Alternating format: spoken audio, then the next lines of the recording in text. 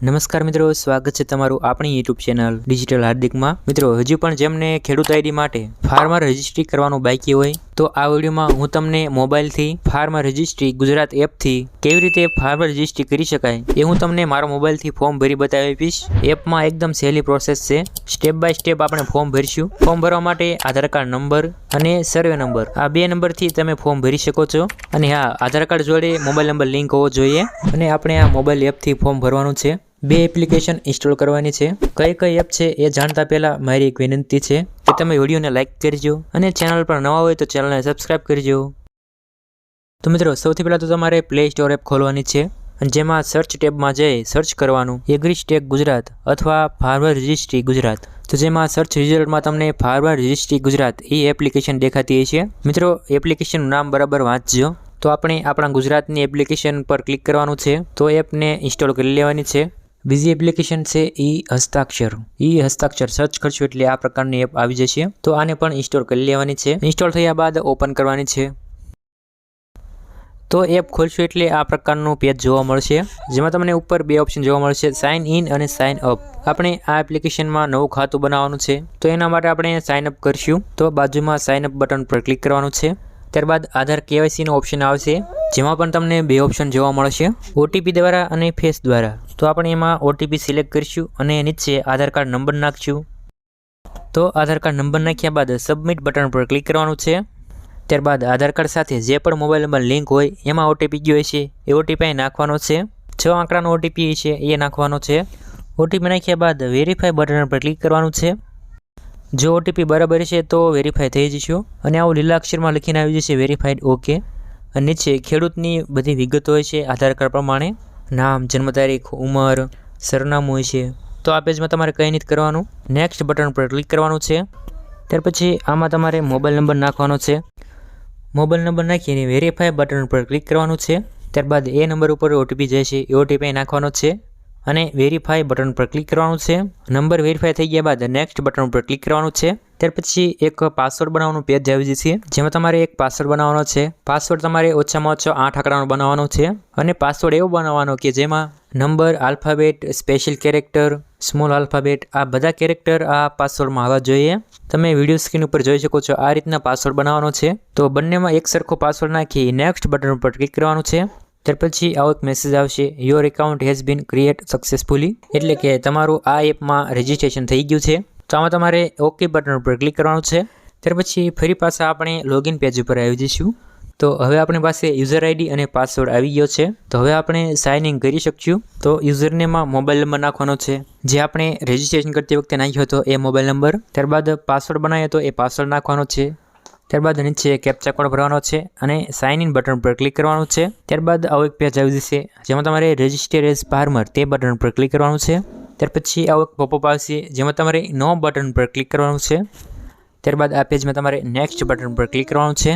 ત્યાર પછી ખેડૂતની અમુક પર્સનલ વિગતો આવી જશે અને અમુક વિગતો જાતે સિલેક્ટ કરવી પડશે, જેમ કે કાસ્ટ કેટેગરી એટલે કે ખેડૂતની જાતિ સિલેક્ટ કરવાની। તો અહીંથી તમારે ખેડૂત જે પણ જાતિમાંથી આવતો હોય એ જાતિ સિલેક્ટ કરવાની। તો જાતિ સિલેક્ટ કર્યા બાદ આઈડેન્ટિફાયર ટાઈપ સિલેક્ટ કરવાનું કે 7/12 ખેડૂત ખાતેદારના નામ પાછળ કોનું નામ છે એ જોઈ લેવાનું છે।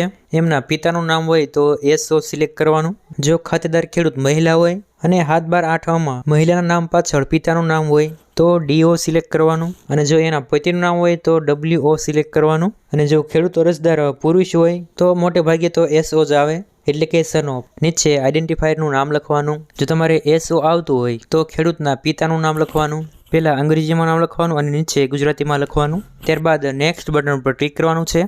ત્યાર પછી આવું એક પેજ આવી જશે, જેમાં તમારે અહીં ધર્મ સિલેક્ટ કરવાનો, મુસ્લિમ, ઈસાઈ, શીખ, પારસી કે કોઈ પણ ધર્મ હોય। અને જો ખેડૂત અરજદાર હિન્દુ ધર્મનો હોય તો તમને ધર્મ સિલેક્ટ કરવાની જરૂર નથી, હિન્દુ ધર્મ સિવાયનો ધર્મ હોય તો સિલેક્ટ કરવાનો। ત્યારબાદ તમારે બેંકની વિગતો આપવી હોય તો આપી શકો છો, જો ન આપવી હોય તો નેક્સ્ટ બટન પર ક્લિક કરવાનું છે। ત્યાર પછી આ પેજમાં તમારે આ જગ્યાએ સરનામું નાખવાનું છે, તમે જ્યાં રહેતા હોય એ વિસ્તારનું નામ। નીચે રાજ્ય, જિલ્લો, તાલુકો સિલેક્ટ જ છે જે આધાર કાર્ડ પ્રમાણે છે। જો તમારે આ એડ્રેસ ફેરવવું હોય તો આ નીચે બટન આપેલું છે એમાં ટિક માર્ક કરી લેવાનું છે। ત્યાર પછી તમે તમારી જાતે, તાલુકો, જિલ્લો સિલેક્ટ કરી શકો છો। ત્યાર પછી બરાબર માહિતી નાખ્યા બાદ નેક્સ્ટ બટન પર ક્લિક કરવાનું છે। ત્યાર પછી લેન્ડ ઓનરશિપ ડિટેલ સિલેક્ટ કરવાની, જેમાં ઓનર સિલેક્ટ કરવાનો। ત્યાર પછી નેક્સ્ટ બટન પર ક્લિક કરવાનું છે। ત્યાર પછી ઓક્યુપેશનમાં 2 ઓપ્શન જોવા મળશે। તો આમાં તમારે બંને ઓપ્શનમાં ટિક માર્ક કરી લેવાનું છે અને નેક્સ્ટ બટન પર ક્લિક કરવાનું છે। ત્યાર પછી આ પેજમાં તમારે જમીનની વિગતો આપવાની છે। તો એ માટે તમારે આ બટન પર ક્લિક કરવાનું છે। તો આમાં તમારે જમીનનો એડ્રેસ આપવાનો છે। જે ગામમાં તમારી જમીન હોય એ ગામનું સરનામું આપવાનું છે। અને જો તમારી 2 ગામમાં જમીન હોય તો અત્યારે માત્ર એક જમીન સિલેક્ટ કરી શકો છો। આ એક જમીનનું અપ્રુવલ મળ્યા બાદ બીજી જમીન એડ કરી શકો છો। અત્યારે માત્ર એક ગામની જમીન સિલેક્ટ કરવાની। સરનામું આપ્યા બાદ નીચે સર્વે નંબર નાખવાનો અને સર્વે નંબર જ નાખજો, ખાતા નંબર નહીં। સર્વે નંબર નાખી સબમિટ બટન પર ક્લિક કરવાનું છે અને ત્યાર પછી સબ સર્વે નંબરનો ઓપ્શન ખુલી જશે। તો જેમાં તમારે સબ સર્વે નંબર સિલેક્ટ કરી લેવાનો છે અને ત્યાર પછી શો લેન્ડ ડિટેલ્સ તે બટન પર ક્લિક કરવાનું છે। ત્યારબાદ સર્વે નંબર ઉપર જેટલા પણ નામ હશે એ બધાના નામ આવી જશે। હવે તમારે જે પણ ખેડૂત ભાઈની આઈડી બનાવી હોય એ નામ અહીંયા ગોતવાનું છે। અહીંથી તમે ક્રમ વાઇઝ તમે નામ જોઈ શકો છો। તો તમે જે પણ વ્યક્તિનું ફોર્મ ભરો છો એ ખેડૂતનું નામ ગોતી લેવાનું છે। આ જગ્યાએ નામ લખેલું આવશે। નામ મળી ગયા બાદ આ જગ્યાએ ટિક માર્ક કરી લેવાનું છે અને આઈડેન્ટિફાયર નેમ લખવાનું છે। તમે અગાઉ વિડીયો સ્કીપ ના કરી હોય તો તમને ખબર હશે કે આઈડેન્ટિફાયર નેમમાં કોનું નામ આવે। અને જો આમાં નામ ન હોય તો ફરીવાર તમે ફેક્ટ ડિટેલમાં જઈ એડ્રેસ આપી બીજા સર્વે નંબર સબ સર્વે નંબર નાખી નામ ચેક કરી શકો છો। નામ મળી ગયા બાદ આ જગ્યાએ ટિક માર્ક કરીને તમે આઈડેન્ટિફાયરનું નામ લખી શકો છો। ત્યાર પછી અહીંથી તમારે લેન્ડ ટાઈપ સિલેક્ટ કરવાનું એગ્રીકલ્ચર અને ત્યાર પછી એડ બટન પર ક્લિક કરવાનું છે। ત્યાર પછી તમે એક સ્ટેપ બહાર નીકળી જશો। હવે તમારે વેરીફાઈ ઓલ લેન્ડ બટન પર ક્લિક કરવાનું છે। ત્યારબાદ આવું એક પેજ આવશે જેમાં તમારે કંઈ પણ કરવાની જરૂર નથી। નેક્સ્ટ બટન પર ક્લિક કરવાનું છે। ત્યાર પછી અપોઇન્ટમેન્ટ ડિપાર્ટમેન્ટનું ઓપ્શન આવી જશે જેમાં તમને 2 ઓપ્શન જોવા મળશે એગ્રીકલ્ચર અને રેવન્યુ। તો એમાં તમારે રેવન્યુ ઓપ્શન સિલેક્ટ કરવાનો અને નીચેના બંને ઓપ્શન સિલેક્ટ કરવાના છે।